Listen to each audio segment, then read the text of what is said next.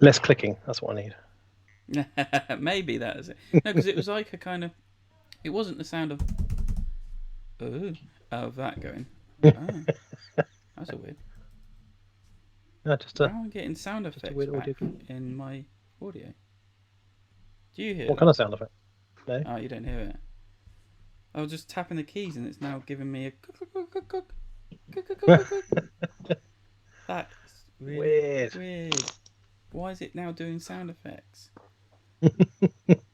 Why is it? Well, just 5 minutes faffing with it, and I'm pretty sure it's sweet FA, so that's good. You can put your own backgrounds in. You've got a very, very reserved little collection of games behind you, Nick. I'm very impressed. That's my overflow. What doesn't fit on the official shelves? That's overflow number 1. And then there's stuff on the top there. There's one of the stairs up there and things. And then there's the coffee table downstairs. And then there's the top of the coffee table. And then there's the sideboard over on the side over there. That's like a friend of mine. That's the non-official ones. He's pretty much the same situation. Every nook and cranny's got a game in it. Under the coffee tables, behind the sofa. And then I even got told, he goes, from his wife, his side of the bed is just filled with board games. Like next to the bed. I was like, well, you don't want to waste money on a bedside table when you could have got a very good stack of board games. He's Foundations of Rome over there. Yeah. It is like a bedside table. It's had legs to it. Right, I'm going to go and get a beer and then I'm going to be back. Okay. So yeah, one of those. Anyway, I am recording, so we can just get going. I think I'm recording. Straight in. So be careful what we say now. The outtake. Yeah. Your outtakes. Right. Sam's deserted us. Yeah, again. What's happened? Sam's deserted. Oh, yeah. Sound. I thought you said sound. I was like, what? No. The sound works fine. Sam. That's pretty standard. I'm pretty sure I've been booked in to do at least 50 podcasts with Sam, and I think he turned up to 2 of them. Even the ones he said that morning he's coming to, he doesn't come to.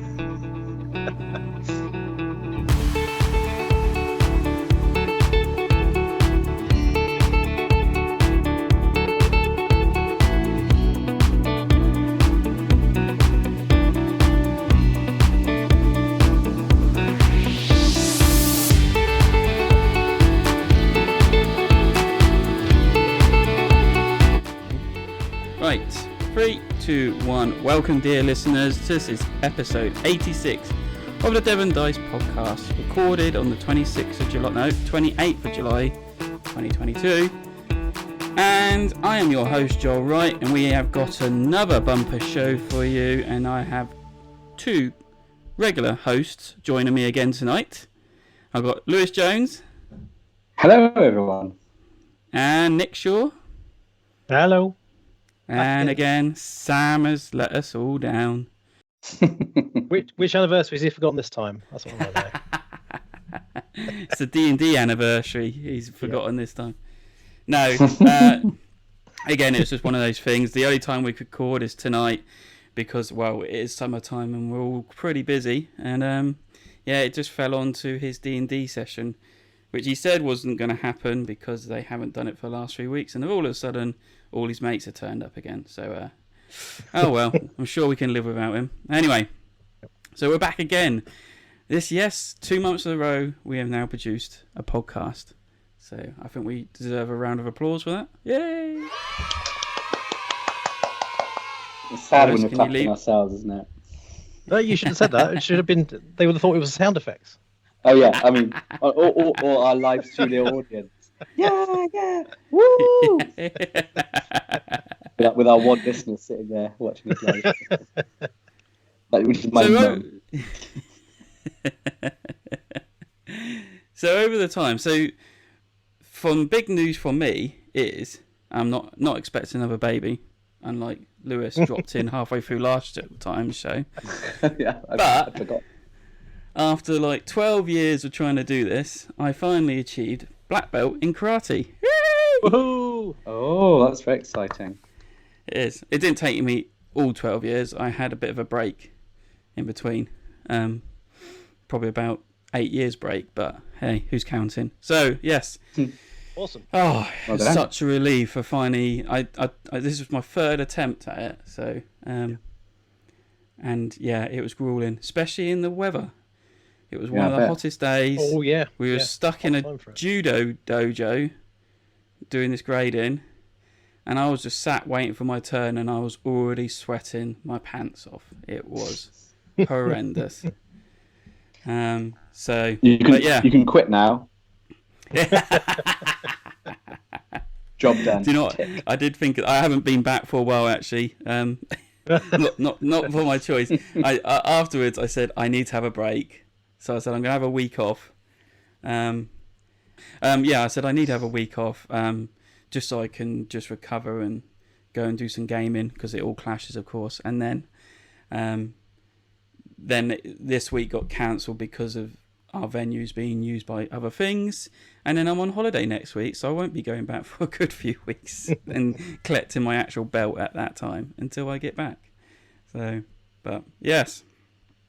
Well done. I will carry on. Well done. And hopefully go for my second Dan, if people know what that means. Basically, level 2 of black belt. Nice. Yeah. Nice. But I can't do that for 2 years now. So yes. Gosh.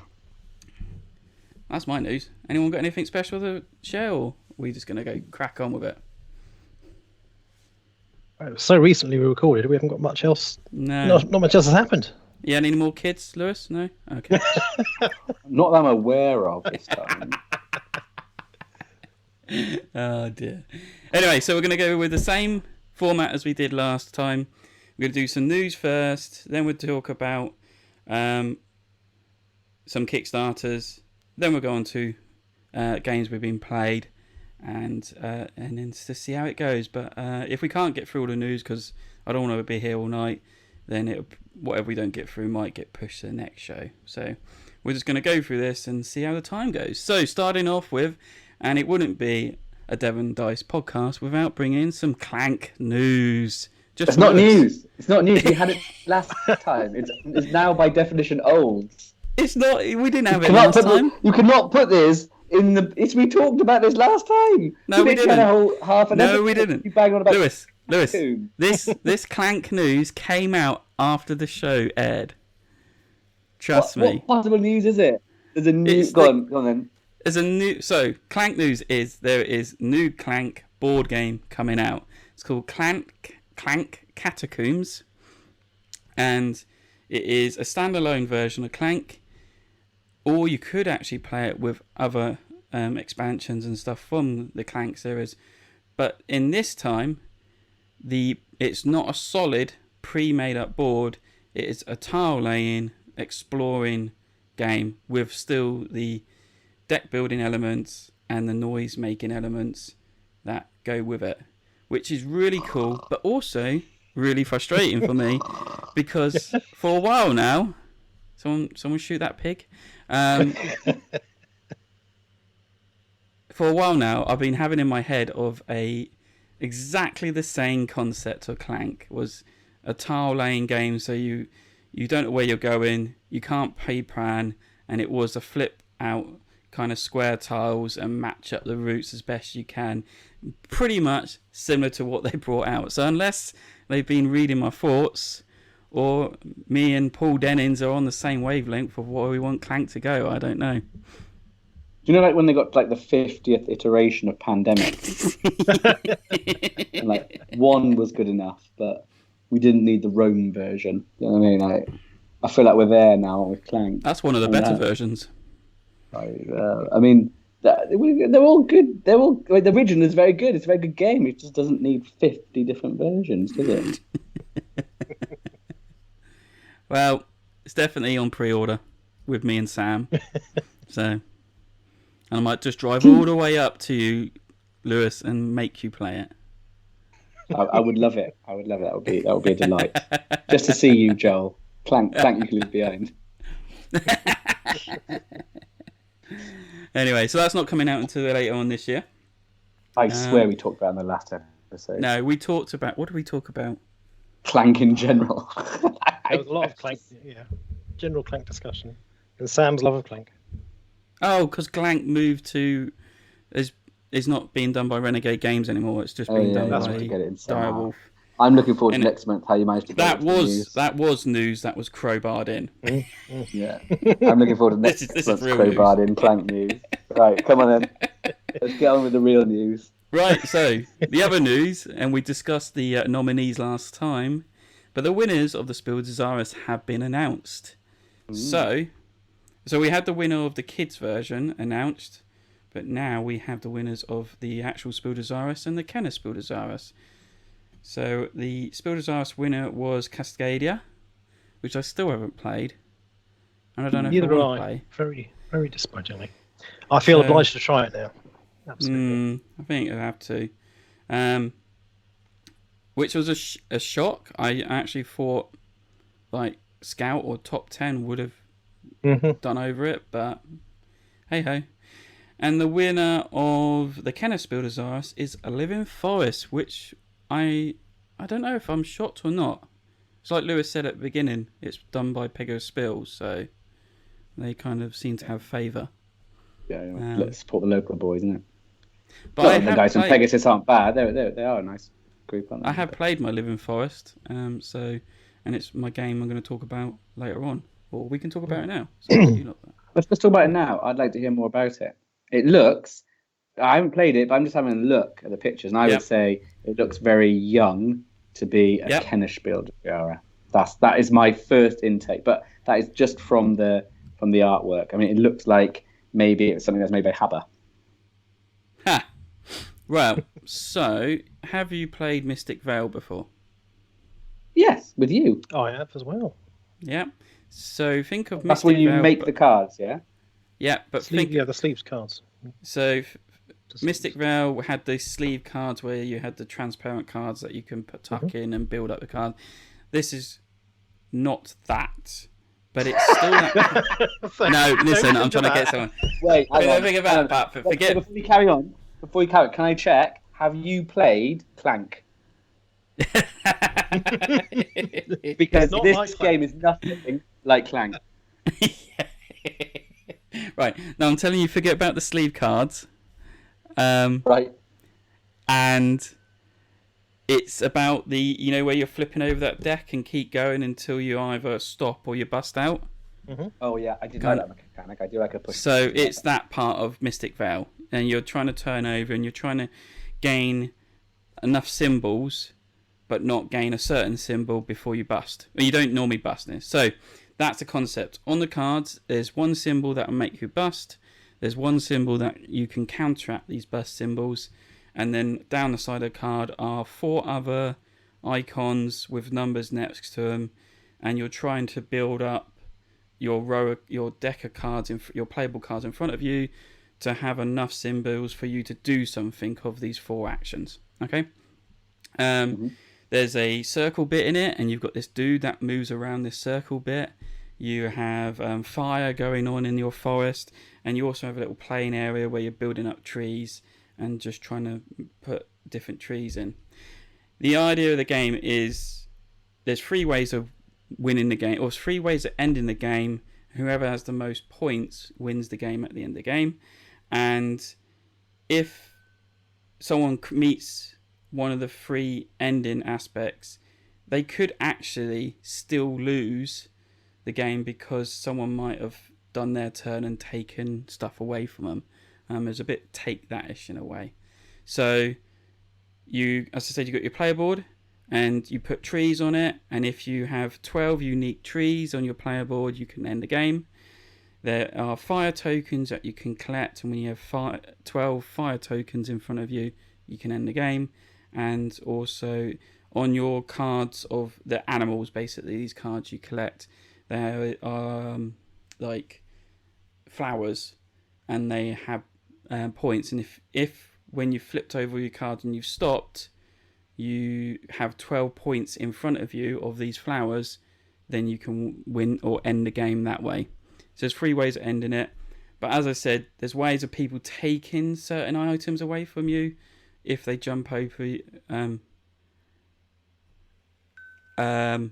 if if they jump over you on this round circle. Sounds like there's a lot going on, but actually when you get down to the crux of it, I actually think this should have been a Spildazaris game, really, and not a Kennis Spildazaris. It's really Sam's live chat feed is saying exactly the same thing. Yeah, that's what Sam says. Cool. So yeah, I kind of slightly disappointed because I think this could have been a good Spildazaris, and it was probably pushed up to this.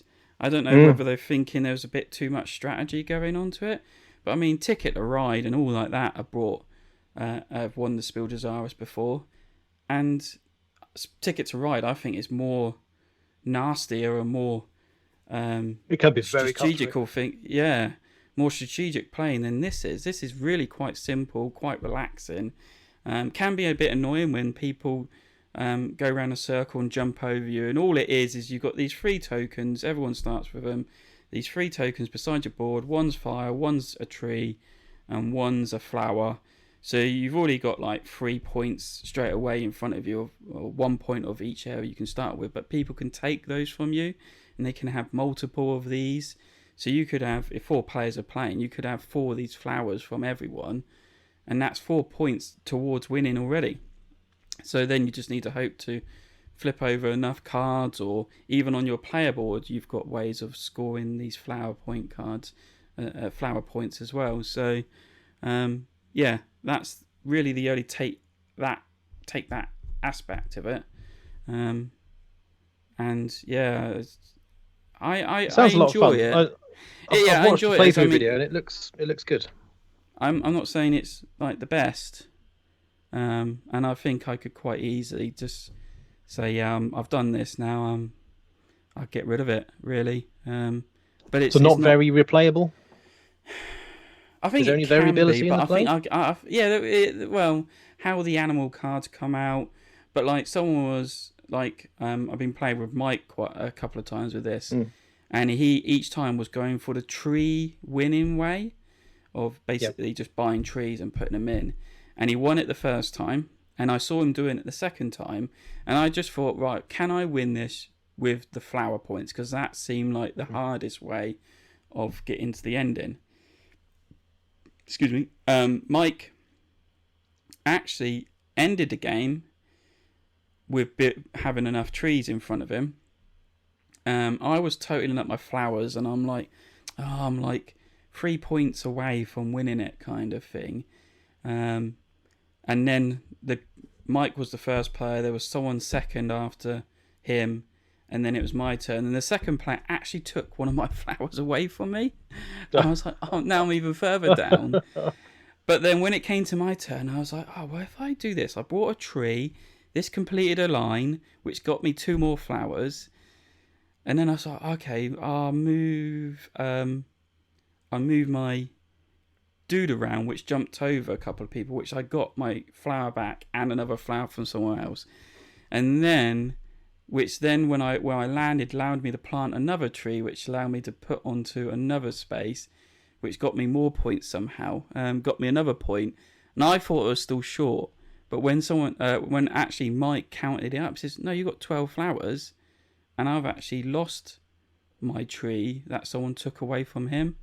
So in the end, I actually won because I gained enough points at the end of it. So that was quite a cool outcome on it. But cool. Yeah. So there are multiple paths to victory. Yeah, it's not just there is just one way. You just need to work out strategy and just watch other people like going for the tree route or even the fire route, because the fire route can be quite easy to get to.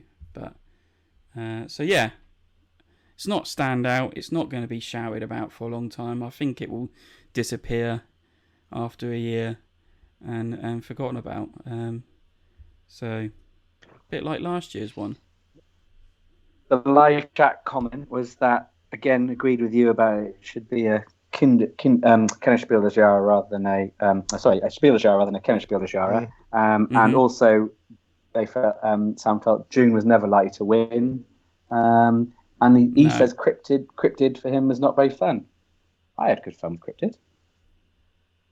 Okay. I suppose if you don't like that style of game, Yeah, it's very original. Yeah, it's like and Juniors. Like, I think was too complex for a Kennerspiel. What were the? But they are a bit long, isn't it? So the other nominations that could have been in the Kennerspiel Desirous were Ark Nova, Cora, and Witchstone, which I've played 2 of them. I don't know what Witchstone is. I mean, Cora could have been a good one for this. Cora seemed like a good one. Ark Nova way too long and complicated, I think, for a spiel. Even the Kennerspiel, it's way too big. Yeah. Witchstone is another Knizia classic. Another one. Yet another Knizia. I haven't even seen it out. I don't know if it has been out here yet. But... I've not seen it anywhere. So that was this Kennerspiel Desirous winners. Another award system has been announced just in the last few days, and that's the Dice Tower Awards. And this, I think I could relate to more than I could on the Spiel Desirous. Mainly because they have more than one category, which is a good start. Oh, that's it, yeah. And it seems to be voted by people that know what they're voting for. No, I do not want to apply for all these stuff. Right. So just going through a couple of them. So best new designer was the designer of Ark Nova, which is quite cool. I actually do like Ark Nova. Best co-op game was Sleeping Gods, not played. I don't know if you played it, Nick? I don't think I've played any. I've played Paleo, but I've played any of the other co-op nominations. No, I haven't played Sleeping Gods. I'm guessing that Sam will probably get that. That's Sam from the Plymouth group. Oh, Sam from the Plymouth. He loves the old Ryan Laucat. Best game reprinted, it goes to Great Western Trails 2nd edition, which fair. I don't know how different it is. Do you know how different second edition is? There's a few rules changes. There's a few updated bits. They added in a few of those promo tokens that were added later on, and then they also added in a new cow variant where you get cows that you buy as a calf size. And so every time you make number of changes. Yeah, and every time you make a round, if they're in your hand, they age up and get stronger in points value, which is actually quite cool. Best solo game goes to Final Girl. Best 2-player game goes to Radlands, which I nearly played and never got to play. Best expansion goes to Lost Runes Arnex, Expedition and Leaders. I've played the base, but I've not played the expansion. I hear the Leaders add a nice bit of variability to the game. Yeah, I've heard that too. Yeah. Best artwork goes to Canvas. It was pretty nice, Canvas. it's basically what his job is. It's what his game is, isn't it? Best production goes to... Yeah. Best production value goes to Ankh, God of Egypt, which is not a surprise. Is that because it came in 27 boxes? Yeah, probably. Best innovative game. I want to play this, but I've not pulled the trigger on it. Is Perfect Picture, which seems like a really nice concept, where you're basically trying to trying to get people organised in the right position for you to score points to be out for the photographer to take pictures, and each person has 3 objectives that they've got to meet to try and get their picture perfect, and they're basically all loads of standees and lots of furniture and transparent and background. Yeah, that's really cool. The transparent standee. The transparent standees are in the deluxe version. Which I haven't seen out here yet, so I don't know if it is actually going to come to UK or not. Best strategy game goes to Ark Nova. Best welcoming game goes to Canvas. I think Canvas did very well on this, and Ark Nova. And game of the year goes to Ark Nova. So, fair, yeah. Comparing with the other games on the list, I'd say that's a fair. It's the most popular game. It's the game I've seen played the most Oh yeah, Monday Night Club is practically every. They play night, it every week since we bought it. Yeah. Yeah.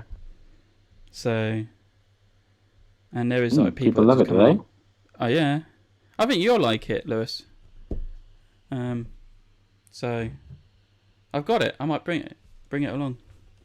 I'm coming up your way at the weekend. Come on up. This weekend. This weekend, yeah. Got the space, mate. Come and stay. I've been meaning to talk to you about that. I might just knock on your door and say, "We're here." Should be fine. We're out to lunch on Sunday, but no, it'll probably be about Tuesday. So I'll be at work. That's all right. We'll come and see the missus. Yeah, that'll be fine. Origins convention happened not so long ago, and compared to the UK Games Expo, their turnout for people coming to it was poor, really poor. Like half the number that went in, well, half the number compared to UK Games Expo, which is not. I don't know what happened there. I reckon. I mean, they still got. I'll say it again. We're on the way down. flooded with plastic and poor quality games has stalled the Renaissance. I think it was also most likely because they still have mask requirements in the US, and people are still being very cautious there. And I think they flip-flopped on whether they were going to have masks or not, and that put even more people off. Yeah, it'd be interesting to see if Gen Con is the same. If Gen Con's the same, then they've got there's an issue with people of what they're going to. I don't know. Maybe we should get Donald Trump come along as a guest surprise because he seems to get turnout crowds, doesn't he? None of them care about wearing masks or even believe COVID is a thing. But so anyway, so yeah, not a great turnout. And now this makes UK Games Expo the third biggest convention. Well, actually, makes it the number one biggest convention in the world at the moment for ball games until we see what Gen Con does, and then Spiel des Jahres has got to knock it out the park. Essen, you mean? Yeah, Essen's gotta be good numbers this year because if it's not, there could be big problems. But anyway, so we talked about Simon's or Cool Mini or Not's Cyberpunk Kickstarter last time, and it finished, it completed, it didn't hit the $1 million mark, and they pulled it. No, they didn't. They continued. They went along. $886,000. Even though they did their best to try and get the people signed up and do it, they still couldn't hit the £1 million mark. But hey ho. Again, it was flooded with lots of add-ons, lots of more plastic. Simon, the definition of the reason why the industry's going down. I'm telling you. Yeah. Poor quality game being it's like having a cake and making it very nice icing. The problem is if your cake it tastes like dog shit when people eat it, doesn't it? And people aren't going to come back for another bite. This is it. And yeah, it just makes you wonder. Okay, they might have a good, decent core game, but then they keep bringing out these add-ons and these extra bits. And it's like, how well play tested is all this? How well is this going to work? And like the Secret Cabal podcast, it was like they was talking about this sort of thing and say actually, you get enthralled in this and you say, oh, I've got this expansion coming out, this expansion going out, but when you actually get it, you can't add all that to it straight away because you don't know how the game really plays. But then usually when you're bringing the game out, it's usually to new players, so it's like, well, I can't add in this expansion or any expansion. I need to play the base game. So you end up playing the base game like 20 odd times if you really like it. And the expansions are just sat there kind of gathering dust. It's so true. And I can't not buy the expansions. And it's so frustrating. Mainly because you'd be annoyed. But sometimes you'd be annoyed if you want the expansion later. Although I don't think I've ever played and think, I really need the expansion for this, apart from Viticulture.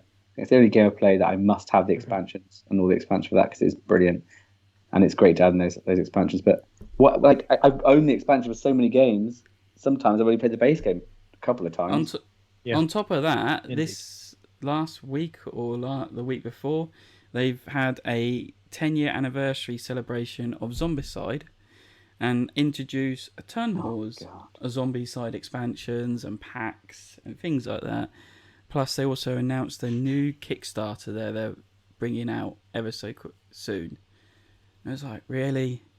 You're still like so behind on other Kickstarters. They have to keep driving that hype. I've decided I'm actually going through and I'm tracking down and buying kind of games from the past that I would like to add to my collection. Like I'd like Village, but not the new version of Village because it's terrible. It looks horrendous. Original Village, and I recently I did get the Eagle Griffin bits of Kanban and what was that? Stitching one. Dressmaking one. Oh, Rococo. Yeah, Rococo as well. Yeah, it's got a special. I got those when they came out a little while ago. I'm just so done with Kickstarter. It's just ridiculous, isn't it? Didn't you order the new one? New what? Rococo, the new version. Yeah. I did get the new version of both of them because that came with the full expansions, and I got Kanban EV as well. Okay. Nice. On top of that, more Kickstarter, Simon news, I should say, is they're releasing a Stranger Things Upside Down cooperative game by Rob Daviau. And this is going straight to retail. This ain't a Kickstarter. Which actually I feel this could be a good game. And if it might have some kind of legacy aspect with Rob Daviau, that interests me as well. I'm going to have to look this up. So yeah, I will be looking out. I think this is for next year, 2023. So we will see if more no detail yet. Yep. Now, let's get to the big one. Wow, I don't know if it's that big. Puerto Rico is getting a reprint. Puerto Rico, it's going to be called Puerto Rico 1897. Now, I had issue with this. Everyone loves Puerto Rico because of the gameplay and things like that. But now we're in this age of equal rights and woke political correctness kind of movement. I was going to say, don't criticize equal rites. You make it sound like you're against equal rights, Joe. We'll be careful. No, sorry, I'm not criticizing, but we're in this woke movement, aren't we? Where things need to be politically correct. We can't be championing slavery and things like that, and in the past because it's history and it's not right to be teaching about it. But Puerto Rico's main aspect about that is basically the British colonization of Puerto Rico. Was it Britain? Was it Spain? It was Puerto Rico was Spanish, wasn't it? Or was it Portugal? Yeah, Spain, isn't it? Portugal. So Spain colonized Puerto Rico, didn't they? And basically then brought in slave labor to work on the farmlands and the plantations and things like that. And that's basically what the game is about, is basically growing crops and selling them on as goods and bringing in these brown circular discs to work the farm. And back when it was first released, no one really batted an eyelid.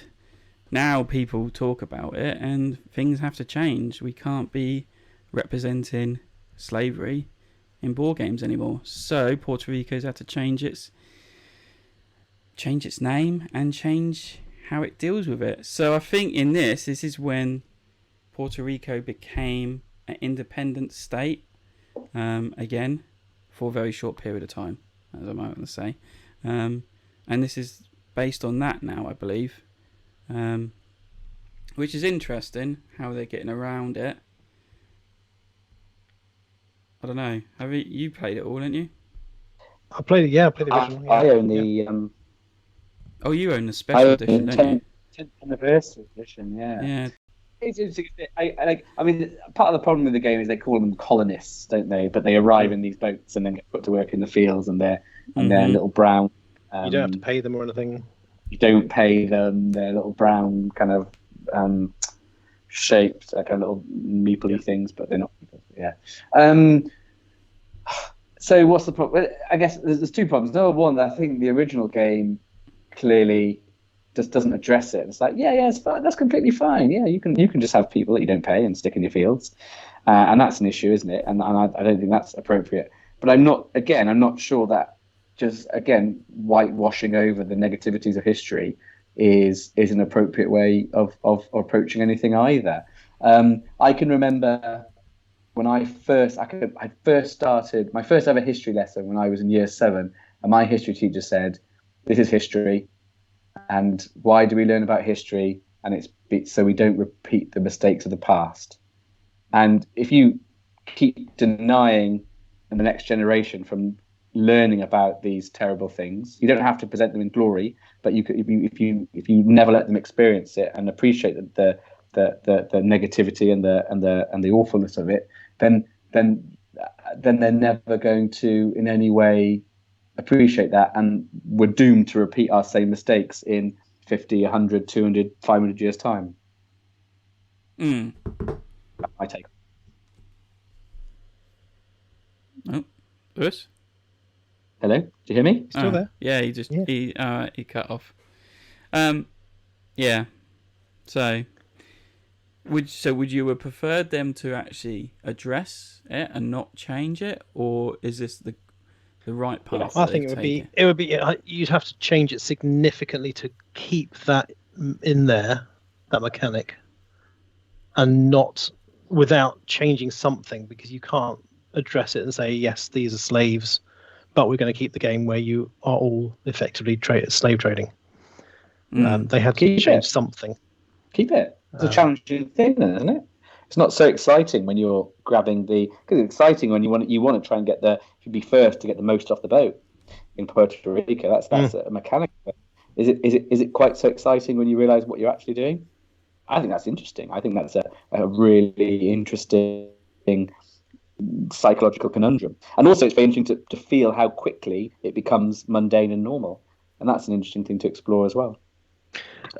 I wouldn't disagree with that, but you would have to frame that in a very sensitive way if you were marketing the game in that way.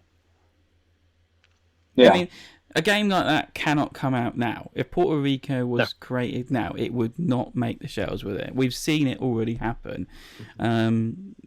Prison Architect on Kickstarter got cancelled and then denounced by the designers because some people felt that the theme of the game, which is already a video game on Steam, it's been there for many, many years and loved by many people, they felt the theme of the game was poor and they felt uncomfortable about having to play a game like incarcerating people because they'd been naughty and making them work for pittance. I mean, that was there was more to it. There was a lot more to it than that in the US prison system, which is what they were saying it's based on, because there's a lot of historic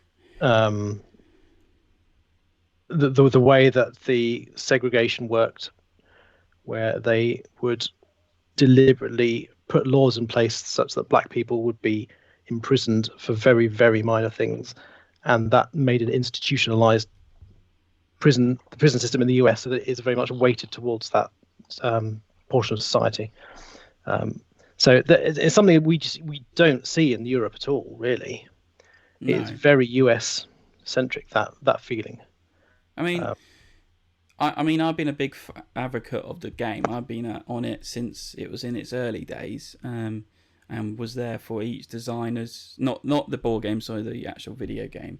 And like the designers are British, and they always said the game is not based on any country's prison system. They look at all prison systems, and they look at things that they can incorporate and things that they can't incorporate. And yes, sometimes. Yes, they have introduced death sentence in the video game, and that was a really big decision for them to make. But they thought, well, this is what people were asking for, so we give it. In the board game, they weren't even going to touch that. I mean, David, he said I was never going to go near that. They didn't even use any kind of puns or. But I think it was. I mean, that was. It's more that you're playing in the game as a kind of a prison administrator who is trying to make money out of the prison system and get rewarded for getting more prisoners in, and therefore, this is what happened in the US is that the laws were changed so that more people would get imprisoned, so that the administrators could get more money for imprisoning them. They get more grants. And unless you have that history of the US prison system and what happened in the 40s and 50s and 60s, you don't have that frame of reference. And so it doesn't make any sense to us in the UK. UK prison systems don't work like that. You don't get rewarded for imprisoning more people. And that's where I think that's where the whole thing kicked off with that game, is that the publisher did not underestimate's the wrong word. They didn't appreciate the depth of feeling that the US market would have in that, and obviously the US market would be the largest segment of the market for them. I mean, yeah, I can understand that, and when it got cancelled and the designers that coming out with why they cancelled all and their reasons, and I can understand. I feel, I appreciate that. And from now hearing from what you said, okay, that makes more sense. Because I don't remember any of that being said in the speeches they made. I don't think it was mentioned in the speech because it's in the US. It would have been. It's effectively well enough known. But what I was getting to is, okay, the game got cancelled because of ethics. How can then people go ahead and play a title like Puerto Rico and say it's a great classic game when there's the underlying feature of slavery? You can't say no. We're not I think the have question is: were the same gamers saying that? Were they being hypocritical in that way? Or were they just thinking that Puerto Rico is such a classic that they didn't think of it in that way? But the other argument is denying or having nothing to do with anything in history that you now quite rightly disagree with or find abhorrent, or even things that are happening right now. Taking that and removing that from your life and from your experience is a dangerous thing, because you just kind of live in you never learn, you never develop. You live in your own little echo chamber, and you can say okay, well, is entertainment the media for it? Well, traditionally, there's a reason in this country that theatres and books are not censored. Theatres were entertainment, but they were also where people went for news and education to get new ideas and to think about these things. Computer games can cross into that same realm, and do and have in a lot of really interesting games. What was that? This Little War of Mine. That's a really interesting game looking at really uncomfortable themes. It's actually not. I think there are correct ways. I don't know why board games can't do that as well. Yeah, and they can. So if you look at something like Freedom Underground Railroad, where you are trying to help slaves escape, that very much is. It's teaching the history, but it's teaching it in a very sensitive way, in a very positive way. Yeah. But in a way we're like, oh, isn't it great? Look, we've saved 10 slaves. What about the other 100,000? Well, that was a point. I don't like shying away from that and the fact of it. Do you know what I mean? Like, it's just I don't believe that 300-400 years ago everybody was intrinsically bad. Do you know what I mean? It's just, they were kind of the victims of their own groupthink and their own time. And I think if they were in this time, they would be sharing the same views that we do. I don't think you change in that sense. And I think it's really important it through modeling and through doing things. You play to find out why people get to these ideas. Because if you don't realize how easy it is to slip down those slopes and experience that, then you don't truly understand that could be you. And it's very easy to point your finger at someone else and go, oh, aren't they terrible? But you're the same human, and you're equally fallible, and you could easily fall down those routes with those same experiences. When you're playing Puerto Rico, you think even if you just call them slaves instead of calling them colonists, and you're there thinking, oh, I really don't have slaves in my plantation, but I really need someone to go and work in that indigo field. I really would like someone to work in that cornfield as well. Maybe we'll just get the extra slave this time. It's an interesting thought pattern to experience. And it changes the whole way you think about the game. So I mean, just bringing it back to the reprint, I don't, because I have not really looked at this yet. I don't know what they have changed, other than updating it to be set in 1897, which is when they gained. I don't depends. They were. So I think they changed slaves to the US colonial government. Apparently, yeah. So, they were all colonists. They were all colonists. Achieved autonomy, not slaves. Autonomy. Yeah. But then America then invaded. America took it over. So I don't know what they've changed to address that, and whether they reference that or not, or that it is just keeping the same mechanisms, but with an smallly adapted. I mean, in pure honesty, I never liked Puerto Rico. I played it with Lewis once and hated every minute of it. Yeah. I played it a couple of times before that, and I played it the first time, I didn't get it. I played it the second time, kind of got it, but I was just like, that's just not the game for me. I loved Puerto Rico the first 5 times I played it. After that, unless you were playing with the exact same group who are exact same standard as you, it is painful to be the person who's just joined, and it's painful to be the person who's experienced, depending on where you're sat. And it's not that good a game. I think it was at its time it was very, very good, but it's been developed. That idea has been developed way. I mean, I would always choose to play Race of the Galaxy over Puerto Rico. Yeah. At the moment. It's just a much better, and I prefer the theme anyway. Race of the Galaxy. Okay, so moving on. None of us are buying it. No. Just a few games I want to announce that are coming up that really got my attention. Deal with the Devil by CG. It looks like a really cool worker placement game, but it's got hidden role and negotiation in it, which seems like really cool aspects. And they've got 2 things. They've got an app-driven thing going on, and they've also got this secret chest where people put in what they're going to trade and what they want in this chest, and then it just gets secretly handed to another player. So they don't know who they've got it from, but then they can make that trade or not. It's really quite a weird concept. I'm still trying to figure out how it works, but yeah, it looks like a great deal. And one person is the devil, one person is a cultist, and there's 2 people that are normal civil people, I think. Mortals, is it? Mortals. And you got there's 3 pieces of soul. Like the mortals can have 3 pieces of soul, which is a whole soul. The cultist can have 2 pieces of soul, and the devil has no soul. And you can actually use your soul piece as a trading piece kind of thing. And it's like, okay, this seems really quite cool and clever.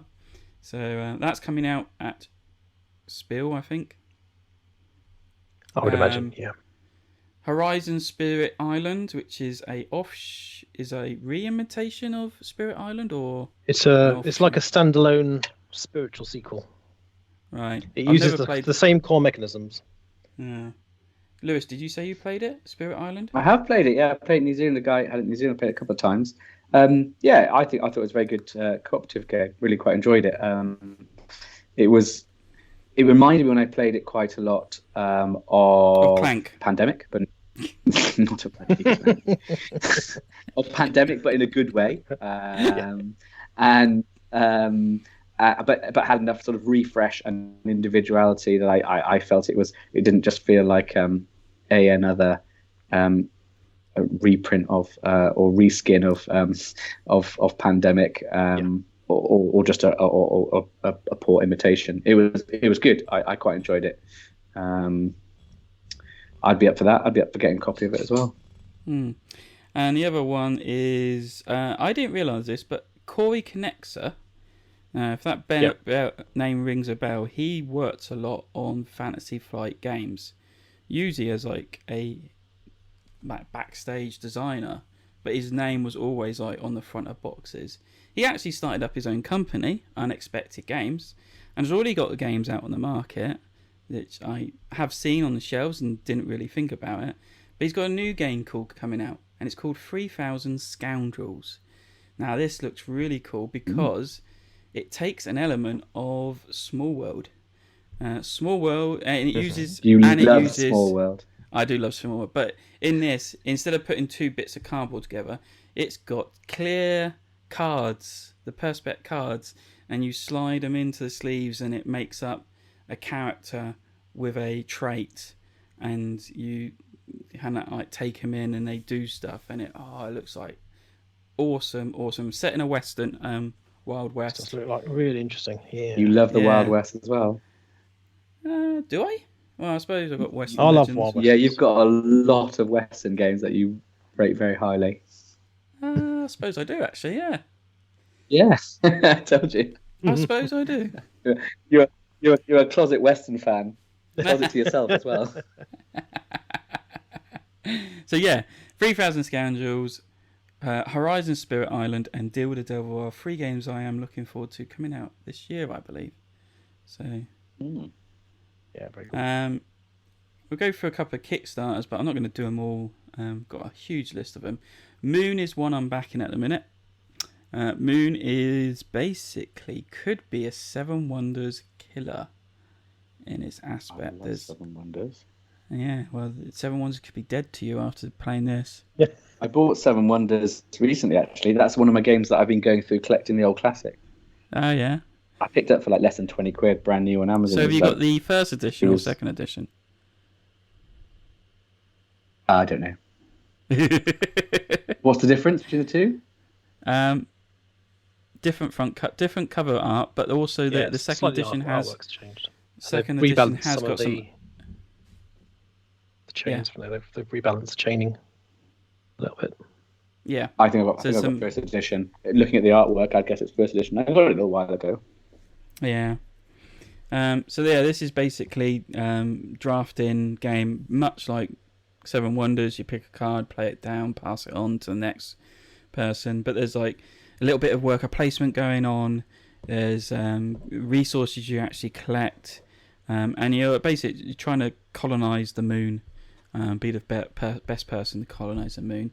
It's done by the people who do of Sinister Fish. That done Villagers, Streets and Villagers. As I say, it's got the same artwork as Villagers. Yeah. Yeah. But I think the artwork works better on this than it does on. I found the artwork very stark on Villagers and Streets. But the artwork on this is really nice, kind of isometric style. What did you go for then, Joel? Did you go for Moon Base, Moon Super, or Moon 4? Oh, I think I'm all in, even for the sleeves. Yeah, that's my problem. I always go balls deep, and then it's all. I never usually do sleeves. Invariably shite. Oh yeah, 250 sleeves. They were 100 micron, no less. Yeah. Don't know what that means, but anyway. When you're measuring the thickness of your plastic sleeves, you know you've got a problem. And that's a decent price, actually, even for the all-in. Yeah, I was thinking that. I was just debating being now. No, I've given up on Kickstarter. Don't do it. Yeah, don't do it. But Villagers was a reasonably good game. I quite enjoyed it. Like, it wasn't amazing, but it was a reasonably good game. I don't think I ever played Streets.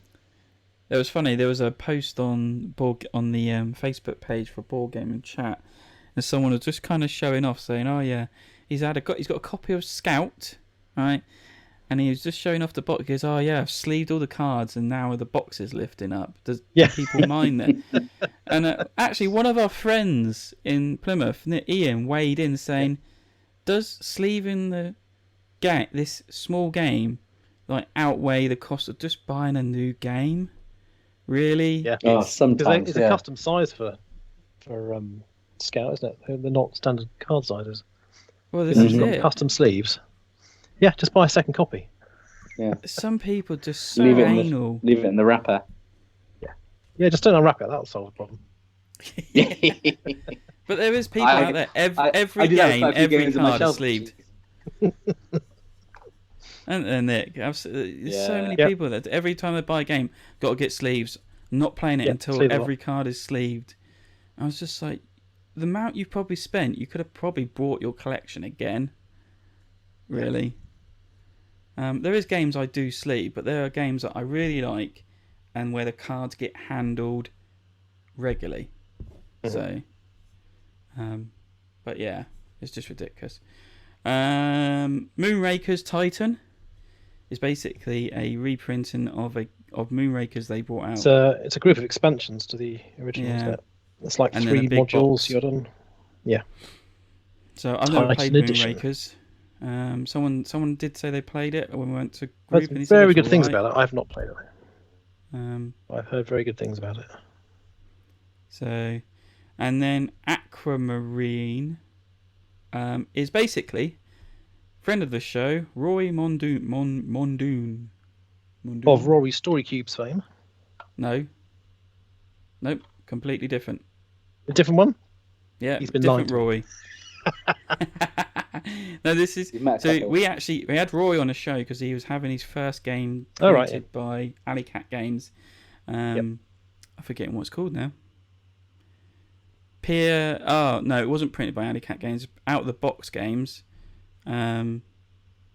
which was a Viking game I can't think of the name of. He's also got one with Alley Cat Games, which is Pier 18, which is a small card game. Yeah. But now he's set up his own company called Postmark Games or Poststamp Games. Yep. And the name, someone's put the name in there for me. Shiruka. I'm probably saying that completely wrong. Was the Viking game that he made. So yeah, he's got a new game out, and basically they are roll and write games that you back on Kickstarter, and then you'll receive like a Dropbox. PDF link, in a Dropbox link. and you print it out yourself and play the game as much as you like. And this is his second one, so which looks actually quite cool in a way. So I just backed it because it's Roy. And it's $4. It's only $4. Yeah, it's $4. It's like, yeah, throw the guy some money. Yeah, he's doing a great job. So I was about to say I've after lockdown I've kind of had my fill of print of roll and writes because I ran so many of games with family and friends after emailing them, scanned in sheets of all the different games. We played loads of them. We had what's it called? Patchwork Doodle. yeah, We had Welcome to. Mm-hmm. And what was the last one? Cartographers. Oh yeah. And then I also got that Welcome to Dino World on a Kickstarter. That's Alley Cat, I think. Mm-hmm. Yeah. Although that kind of, by the time that arrived, I think it was we were kind of past our peak. Yeah. And then I got the Cartographers kind of full expansion. We played the Cartographers loads, the base game, and I got all the expansions. But then lockdown's finished, and we were also sick of Rolling Rights, so I think I've played one since. No, I've struggled to go back to them. But yeah, I loved them, but they were just the only option for a while, and So if we all stick £4 on this, then we can all play it as over the internet when it gets sent to us. Or you can just send us the PDF, Joel. No, that's not how it is. Poor guy needs all the money he can get. Can't do that to him. He's made 20 grand. He's doing all right. No production costs. It's just his time. It's his time. Remember. Yeah, 20 grand. Let's not talk about grey moral pirating of games. So. Well, if you bought a solid copy of it, then you could send us all a couple of sheets and we'll be able to play it, couldn't we? It's the same principle. Yeah. Anyway, moving on. It's not like you're distributing online for free to people you don't know, is it? Or you're not distributing online for £2 each or something. Do you know what I mean? You're not making money out of it. It's just what you would share with. If I get angry messages from Rory, I'll just point them in your direction. Well, I was thinking I was going to back it anyway. But Lewis, have you got your copy of Dark Tower yet? Yes, I've got it all. Have you played it? No. Why? Well, this news actually ain't in here. BackerKit have actually set up their own crowdfunding service. So BackerKit is basically like a pledge manager system that was set up to help with pledges, but now they're doing their own crowdfunding system, and they've got the Dark Tower second release on their reprint store. Yeah, with a new expansion. And I was just wanting to know whether it was worth maybe looking into backing, but seems you've not played it. Why don't I want to set up a creators? Go away. Just let me on the page. I've not found the right people to play it with yet, actually. Because the group that I play with, like, it's a bit old for my kids.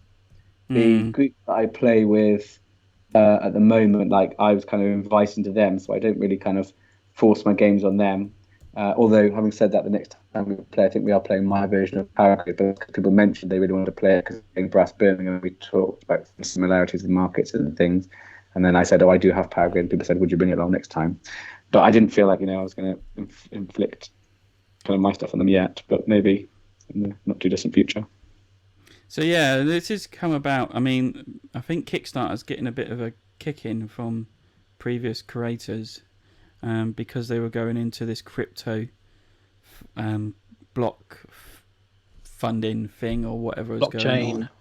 Blockchaining and there was some other ethics going on with their workers and how they were treating and things like that. And so a lot of creators are now going away from Kickstarter, and BackerKit has opened up opportunities not just for board games but also for other stuff that people need funding. And there's also GameFound, which was set up by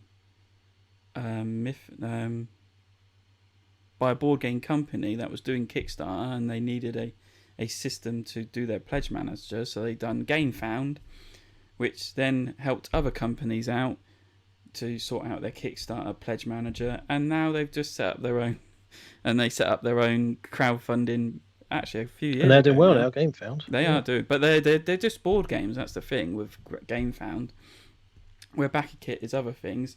But they've got Dark Tower Returns and the new expansion coming on there now, which is doing really well.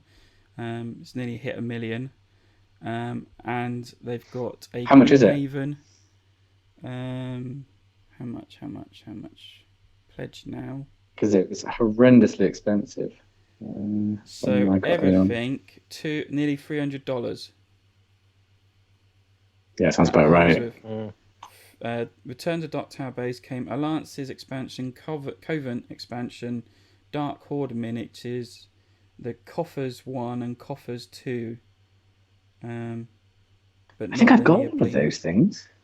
Well, you wouldn't have the Alliance because the Alliance is Alliances. Yeah, I'm sure it's there. Are you sure? Right, let me have a little look. Give me a second. I'll log into my thing. I can go look in the box. I've got the Dark Horde, but I'm pretty sure I'm sure Alliances was the thing as well. Pretty sure it's just a reprint. Maybe it wasn't. Well, it says reprint and new. Oh, Covenant expansion. Covenant. Yeah. Yeah, I don't have that. No, I don't have that. So yeah. Yeah, it's almost $1 million.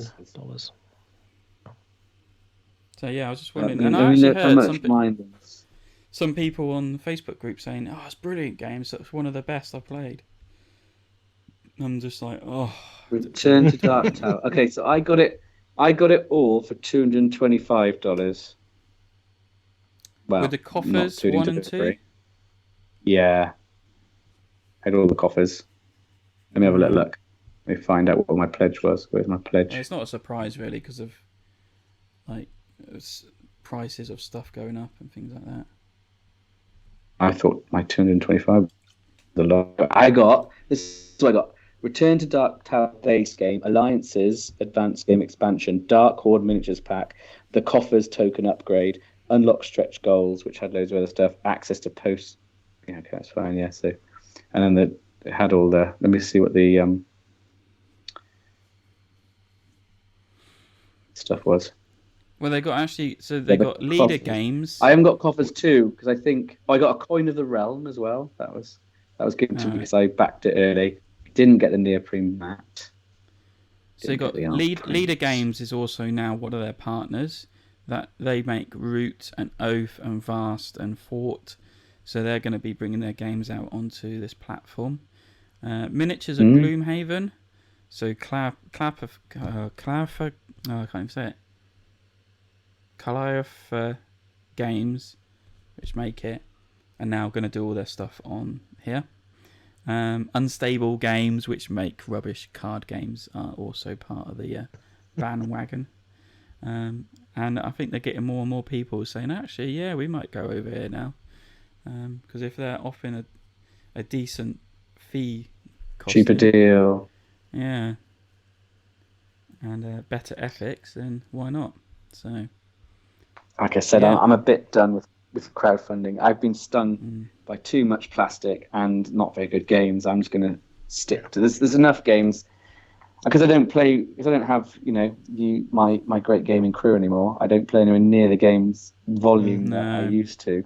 So I just don't play the games that I've got, which are all very good anywhere near enough. I mean, to be honest, I could never buy another new game, and I would be made for life really now with my plus collection, whatever I've got. I mean, they're not all great, but at least 50 of them are great, and some of them I've only played once or twice. I could easily play them over and over again. So I'm completely out. I'm waiting until every what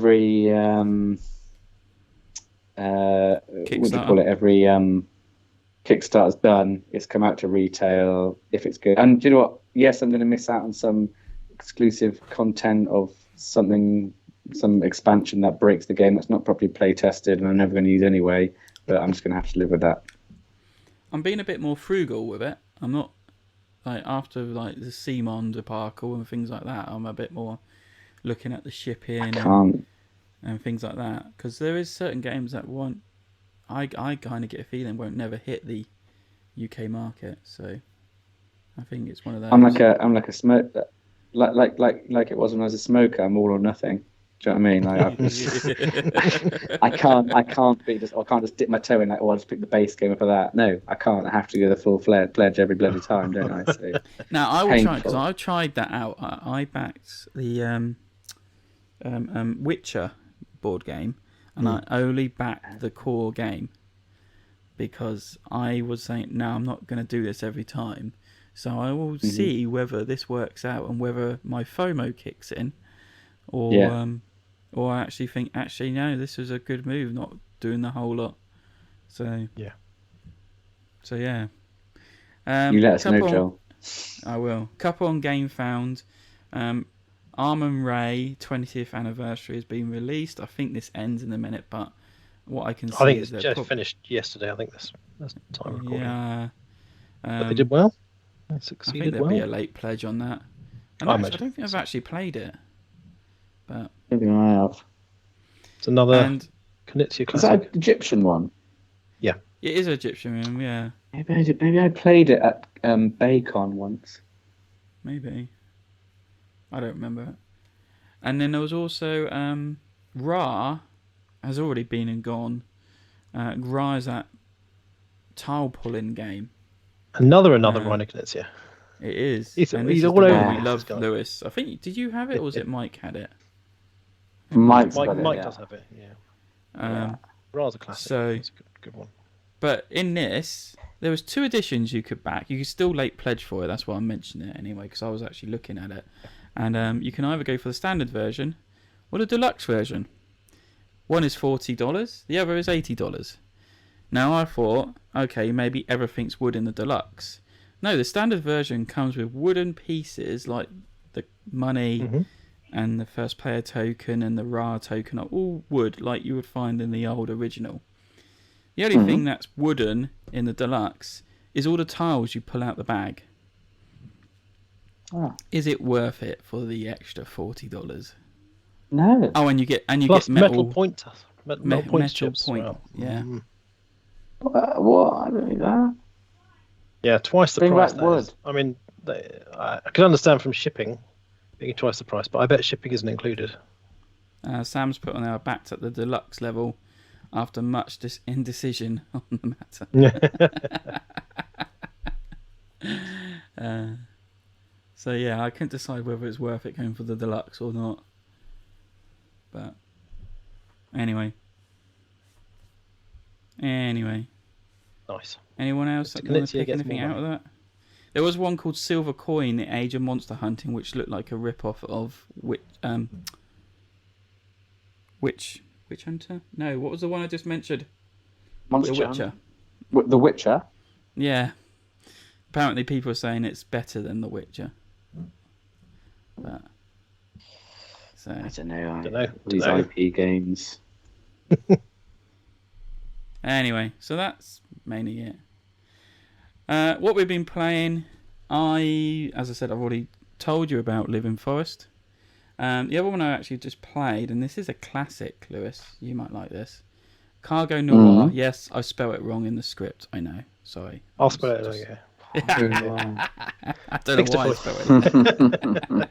So the Cargo Noir is this old Days of Wonder game going back. I think it's 2011. I want to say, maybe earlier.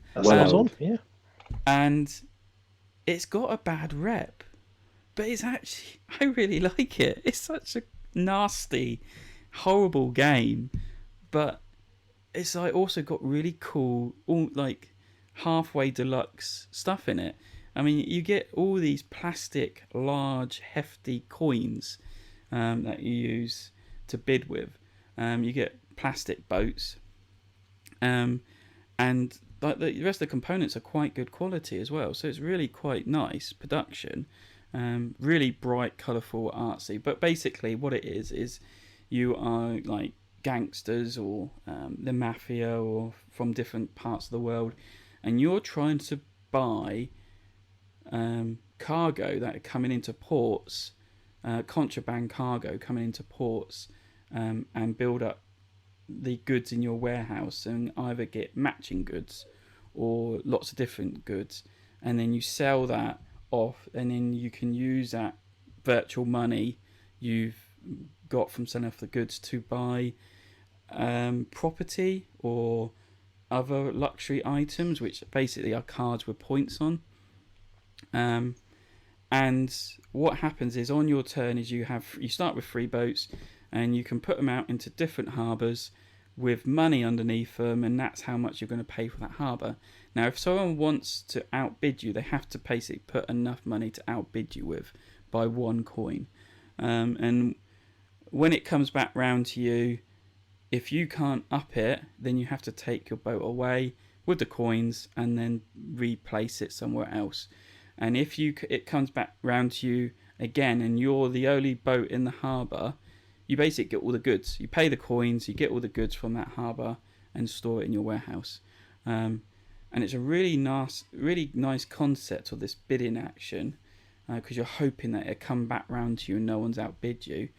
Or that aspect of someone saying, actually, well, I might just stick another couple of coins in there and outbid you and keep making them pay the cost for it. And there's also a couple of places where you can go and get more money in the middle of the board, or you can go and take a risk and draw tiles out the bag. And it is basically that game that develops that sound of, you dick. Why did you go there? You didn't need to go there. Or I actually had a go at Mike at one point, because there was 5 of us playing it, and he's gone out and put all these ships around. I was like, Mike, really?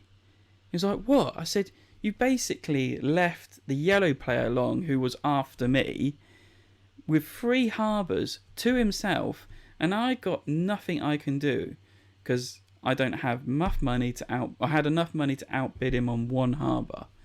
And I was just like, and he looked at his warehouse, and he's like, his warehouse is full with contraband. He gets these next 3, he's raking it in. And I said, you didn't even look at it. You were too selfishly looking at your own one. You go, oh, yeah, I didn't notice that. Oh, well. I said, he goes, oh, you just go in there and deal with it. I said, no, I'm not just doing that to... So I just went my own way and just let yellow have it, just to, like, even be more spiteful. So, yeah, it is one of those things. It brings out the worst in people, but it is actually... I really like it like that.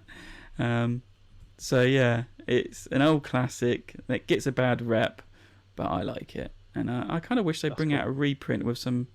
like an expansion that adds a few bits in, because there's a couple of cards that there's one card that you can buy that gets you another boat. There's another card that can get you more warehouse space, and there's another card that's called the Syndicate, where if you pull out of a harbour, when you pull out you actually get extra couple of coins for coming out of that harbour.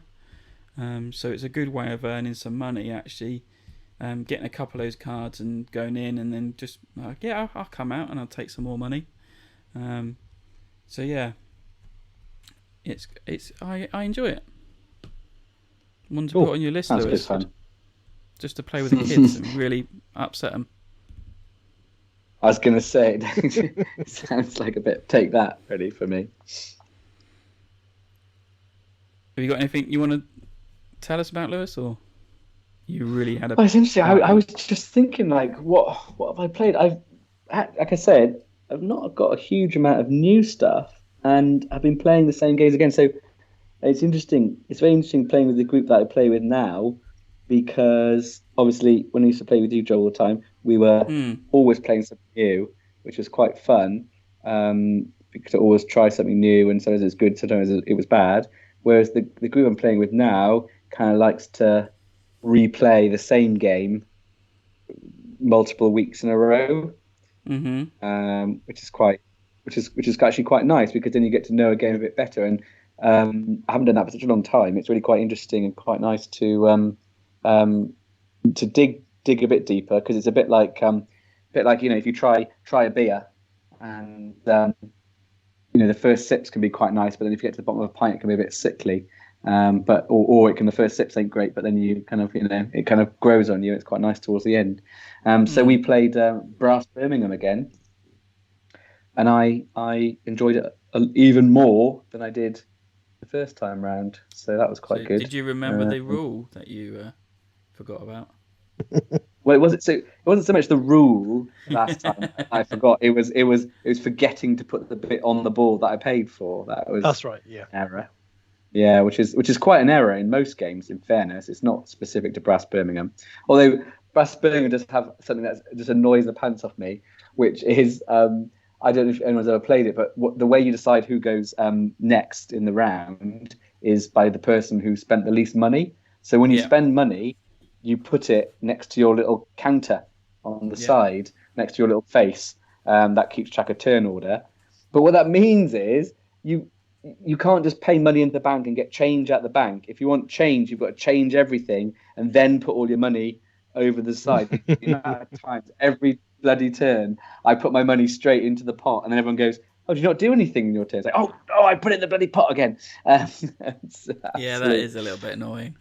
But yeah. But I really like that game. I think loads of really interesting decisions to make. Although I'm starting to learn from now playing a few games, connections seem to be disproportionately good. I don't know if it's just how we play it, but I've been doing maths based on average amounts of money. Because the whole game is about economy. It's like speed and economy of action, because you've got a limited number of actions you can do in a game. And the amount of points that buildings can get you, if most connections can match, and the connections are cheaper, easier to build, and also can be used in conjunction with other bits to get you more stuff. So I can't quite work it out at the moment, because I won the last game hands down by just having the most connections and barely any buildings compared to everyone else. I think the end of the second age, I think I had about half the number of points from buildings that one of the had, yet still won both the first and second age. First age by 10 points, second age by a point. So I won overall by 11 points. So there's got to be something broken there. I or something that I can exploit more. But I don't know if then you do that and then the people can't build anywhere because you've taken all the connections, because you have to build connecting to your own connections, so you don't then benefit from the points that their buildings give you from your connections. I guess time will tell. Yeah, didn't you not remember the rule Sam reminded you of? Trading in 2 cards to do anything. Yeah. No, I've always known that rule. The problem is it wastes the whole action to do it. That's why I. Yeah. And the whole game is about economy of action. But I think in fairness, Sam likes less. Was it original brass Leicestershire? Is it? Mm-hmm. Brass. Yeah. Rather than brass Birmingham, and in brass Leicestershire, it's very much a race to get bits. It's less about economy of action. It's much more about being the first to build stuff. So it makes sense to drop an action every now and again to get the card you need, so you can do things quicker before someone else. Whereas brass Birmingham, it's very much about making the absolute most of the limited actions that you've got. Right. Yeah. So I think that's the slight difference between the two games. But yeah, I've got nothing else exciting to say, unfortunately. Maybe I'm going to buy that Arc Nova though, and then I can talk about that next time.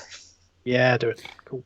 I was just saying, I could bring it when we come and see you. Yeah, we'll do it. But when are you coming down? Tuesday? I'm going to be at work. Yeah, I'm not coming in the daytime. Come in the evening. Oh yeah, come over in the evening. Yeah, come over in the evening.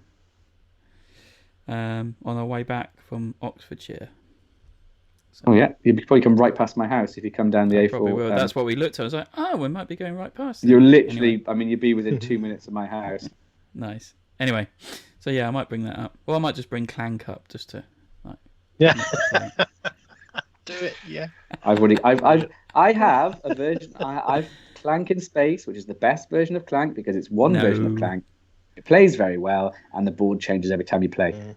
All these extra bits that you've got, Joel, and this new thing, like, now the board changes every time you play. I've already got that, Joel. It's already exists. No. This game completely changes every turn, not just parts of it.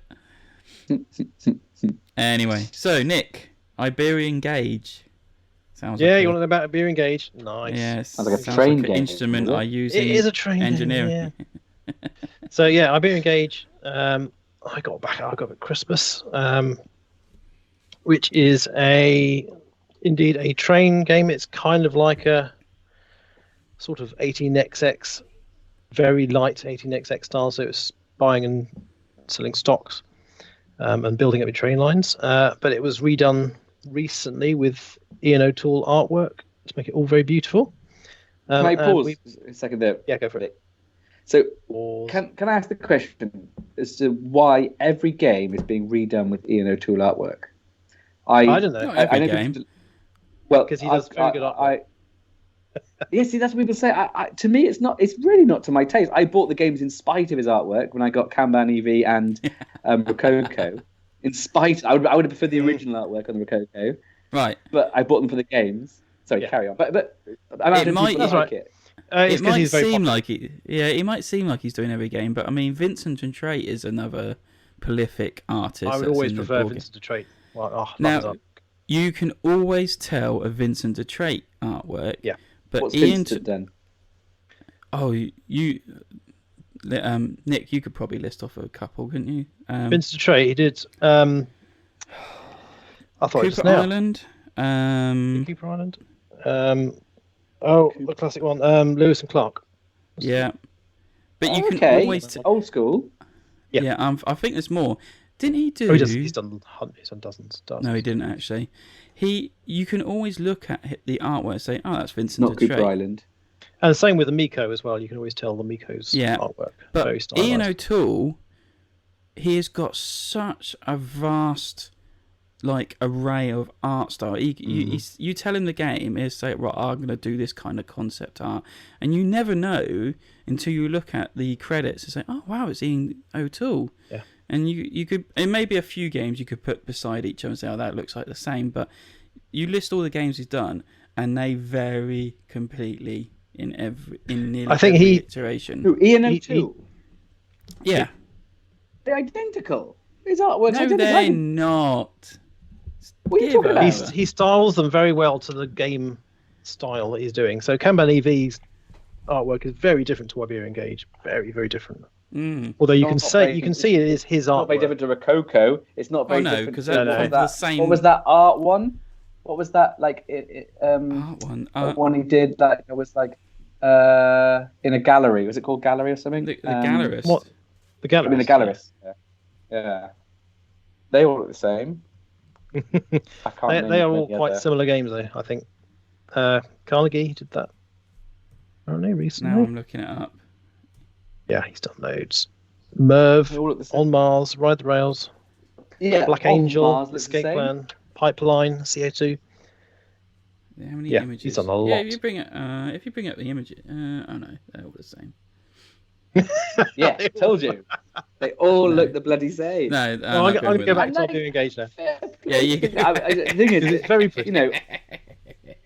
if he were to ever listen to this and be slightly offended, I mean, he needs to know that I have about the artistic credentials of a very bad, very colourblind gnat. So he doesn't need to take my opinion on it or any negativity from it. But I just don't particularly like it. He just seems to be. Everyone's like, oh, now we've got Ian O'Toole. It's like, oh, really? What a shame. Lewis, he did Stockpile. You remember that game? I thought you had it. Or was that Michael's? I think Michael's got Stockpile.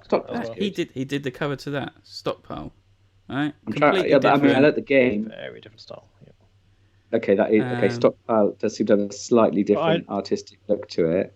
Although he still managed to get pastel colours on the board, doesn't he? Look at the player board. He loves a pastel colour. But if you compare the cover art for the current Iberian Gauge to the original one, the original one is like a photo of a very bad grainy photo of a train. Yeah.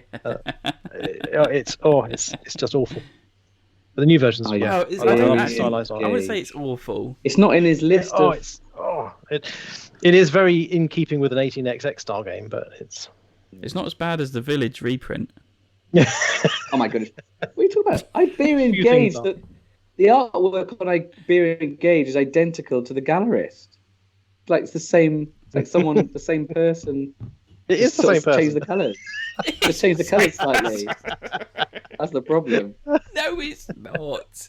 Problem. Oh right. So enough of Ian bashing. Yeah.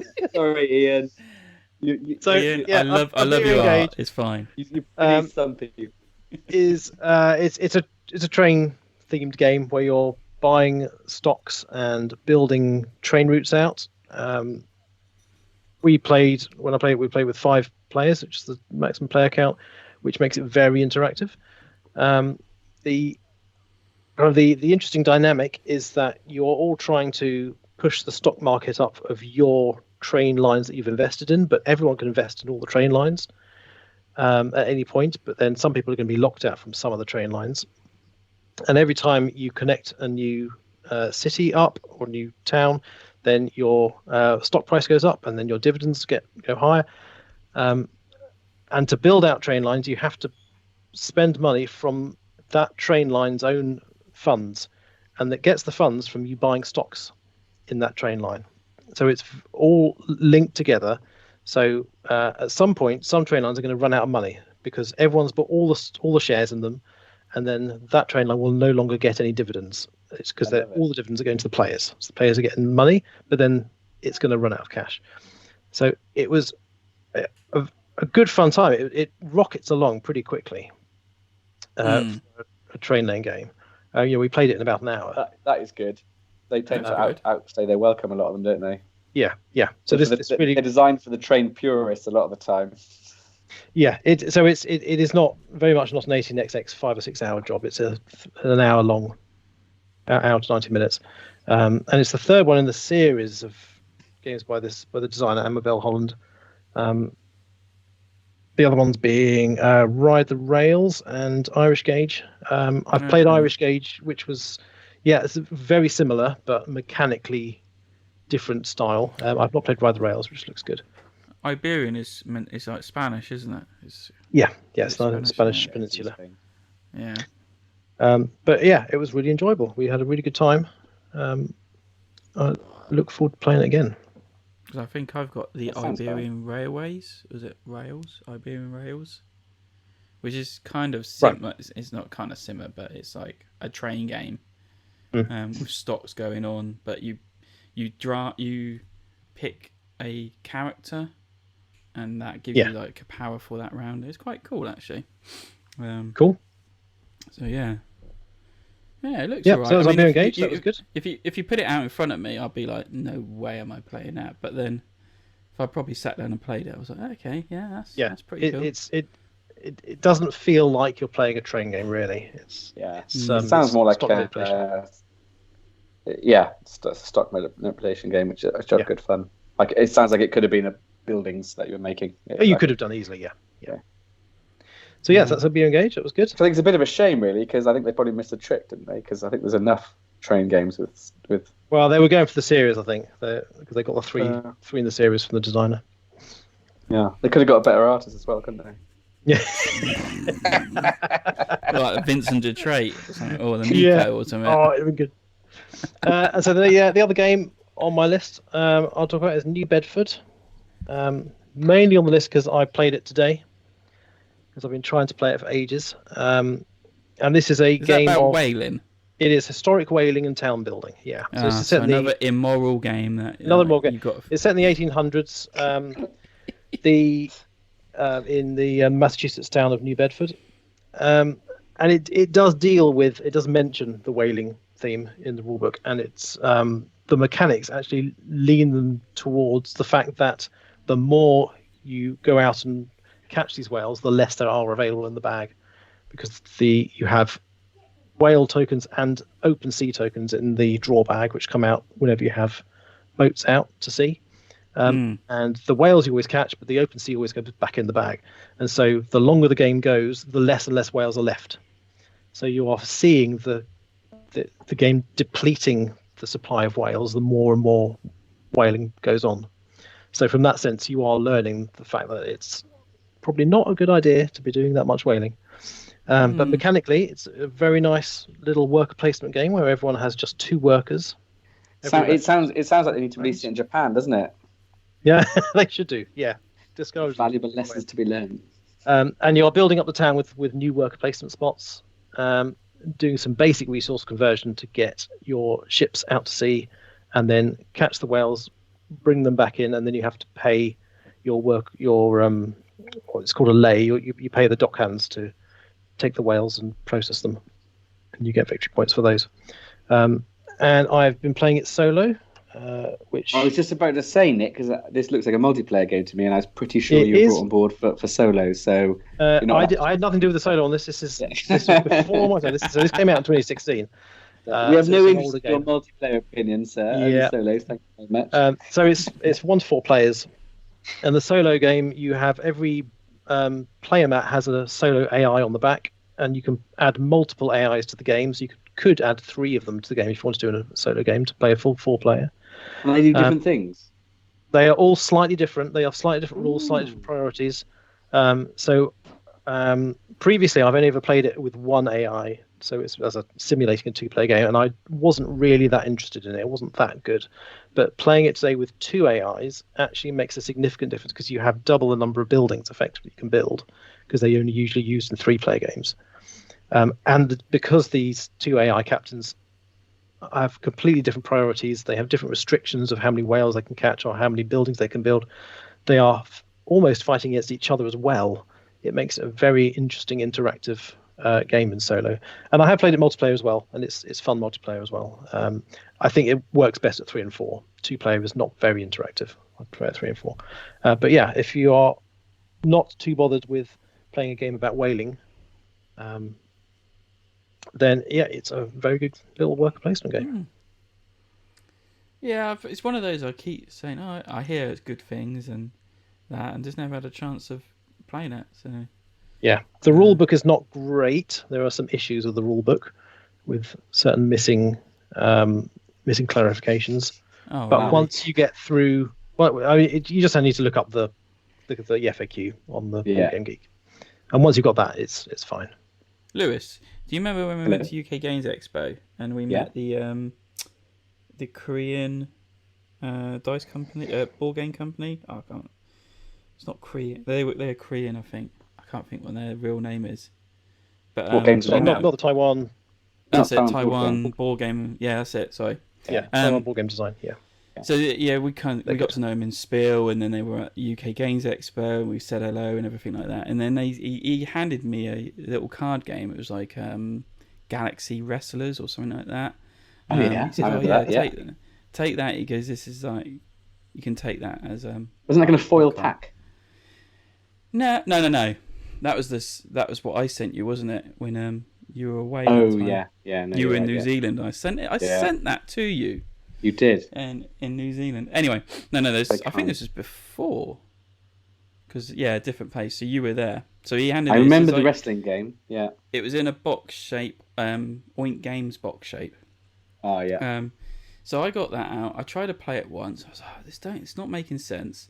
Then I took it on holiday a couple of years ago, and I got it out and started trying to play it with the missus and the kids, and I was like, something not quite right with this. There's something I'm missing with it. And I read through the rules over and over again. Mrs. read through the rules. And in the end, I went online and I had to go in and find a video. And there's someone on there actually put a video. It goes, yeah, if you get this game, there is a section of rules they've missed completely. Entire section. And it's the literal rule you need to know what this main mechanic is of the game. I was like, no wonder I couldn't play it. There was literally a whole section. So it was like they had, it's just like an A4 sheet of paper folded up several times, but it's like they missed off the bottom part of the rule section.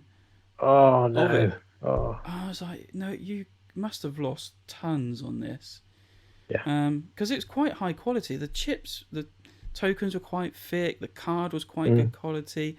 I think there was a good game there, but when you're missing a whole rule like that, which was the main crux of this card game, it doesn't sound good, does it? So, bless them. They're a great company and love their intuitive games they bring out, but that was a major mess up.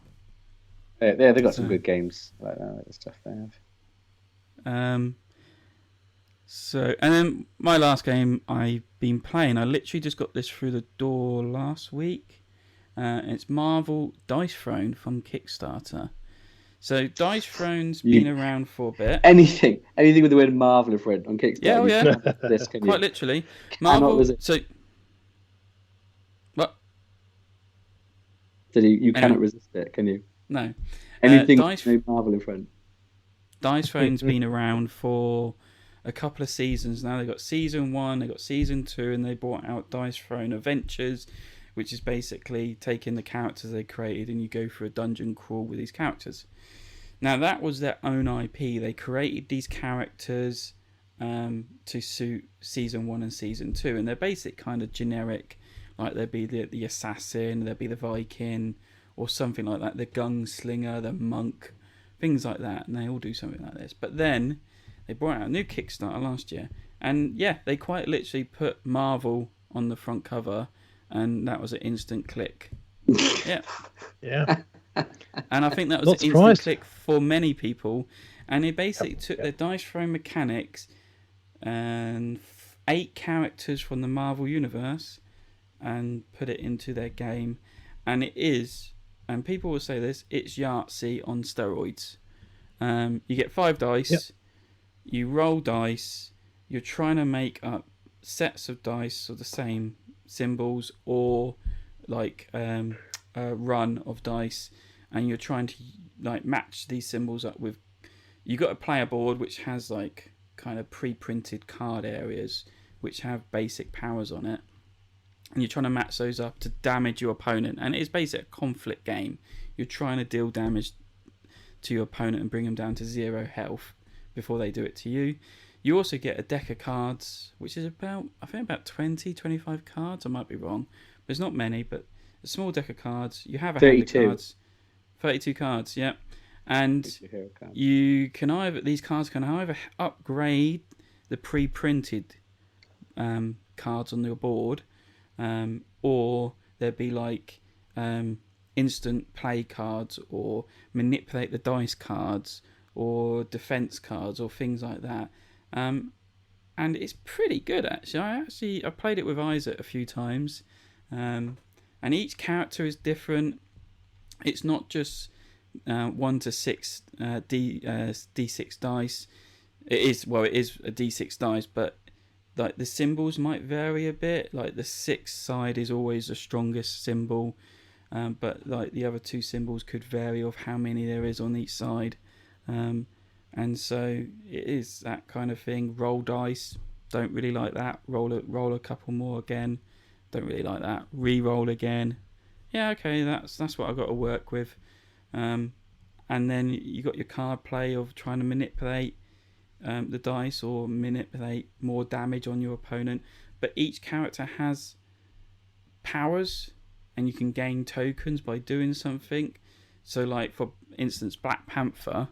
Every time he takes damage, he gets this purple Vibranian token on his board, and when he builds up enough Vibranium, he just releases this like massive attack back. He gets more stuff, and it does damage to you, or does damage to your opponent when he's built up enough of these tokens. So it's quite thematic in that sense with the play abilities, and it's quite enjoyable, and it can play from 2 players up to 6 players, maybe more, even 8 players. So if you're then what you do when you've got more than 2 is you have to target someone, and you basically roll a dice, and that tells you which person you're going to target. So it's not just pick on the person who's lowest on health. You roll a dice to find out who you're going to target. So yeah, that's Marvel Dice Throne. Sounds cool, but expensive. It looks like. Yeah, I got the Kickstarter was a very special expensive chest. It is actually already out in retail, and you can buy it in 3 different packs. So there's like a pack with 2 characters in it, another pack with 2 characters in it, and then there's a pack with 4 characters in it. And you're not missing out on much. It's more or less the same, except for the Kickstarter came in a big box, which is quite cool, and the 4 came with a metal hammer, which goes backwards and forwards between you, which is quite cool. In the retail, it's just a token, and there was like 1 promo or 2 promo cards for each character that we got in the Kickstarter. So you're not missing out on much if you picked it up in retail. It looks like you can buy the retail with different packs as well. Just looking on Meeple's Corner, they've got the main box is Scarlet Witch versus Thor versus Loki versus Spider-Man, and then separately you can buy the Captain Marvel versus Black Panther, and then separately again Black Widow versus Doctor Strange. So you can buy them in the bits you want. That's what I'm saying. Yeah. So 2 and 2, 2 and 2, and then the 4 pack. Cool. So and those aren't too exceptionally expensive. No, they're not. Them separately. No. Pretty nice. So, yeah. Your kids will love it, Lewis. I'm all right. Anyway. Was it on Kickstarter? That's he doesn't want it. I'll get him a copy of Yahtzee. And a pack of playing cards. Yeah, exactly. Anyway. I'm more tempted by this Arc Nova, to be honest. Oh, yeah. Yeah, get it. Read up on the rules, and I don't have to explain it to you. Yeah. Well, maybe if you've got it, bring it. We'll have a game of it, and if it's good, I'll buy it. All right. And then we can talk about it on the next podcast. Yeah. Speaking of which, I think this one's done for, because Lewis is gone. Lewis is about to die. Yeah. And Nick's probably got to go off and fend to all his kids. So they're all in bed now. Well, the ones who need put into bed are in bed. Lewis is catching up with you in the Sprog category now. Yeah, he's going to get a new one every episode, isn't he? Some of them I know about. How many kids have you got, Nick? 5. Oh, bloody hell. You've got a while to catch up. Jesus. That's an expensive hobby you got there, mate. Have you ever had a vasectomy? Isn't it a hysterectomy or something? That's right. I spent all the money on board games instead now. It's fine. You've always got someone to play a game with at least. Oh no, you still play solo. Yeah. Oh, they play me as well. Five kids and he still plays solo. Yeah. If only you played solo in the first place, mate. You'd not been this best.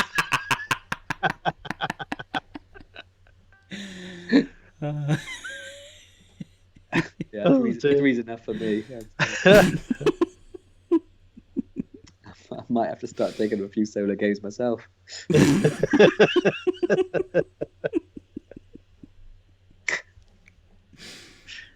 Anyway, on that happy note. Yeah. Thank you for listening to the podcast. Hope you enjoyed it. Stay tuned for the next one. Hopefully, it'll be one in the next month, and maybe me and Lewis might have met up and played a game together. Well, that'd be exciting. It'd be fun times. Yay! So thank you for listening. Say good night, boys. Good night, boys. And good night, everyone.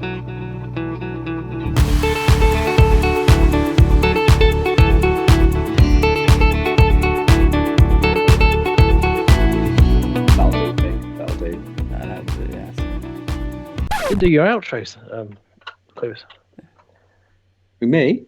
No, sorry, not Lewis. My brain has gone. Joel. Yeah, Joel. Outro. Didn't your old follow us on Oh, I can't be Twitter and so We they gave know. up They know. Go where on we are. social media a long time ago. No, it doesn't happen. There's only 3 people listening anyway, so why does it matter? And two of them live with us, so. The other one's Sam. Yeah, exactly. He's already listened to it live. In fairness, I think there's still several. It goes out to several hundreds every episode. It gets that many. It gets downloads that much, doesn't it? It's in the hundreds. Someone's listening to it.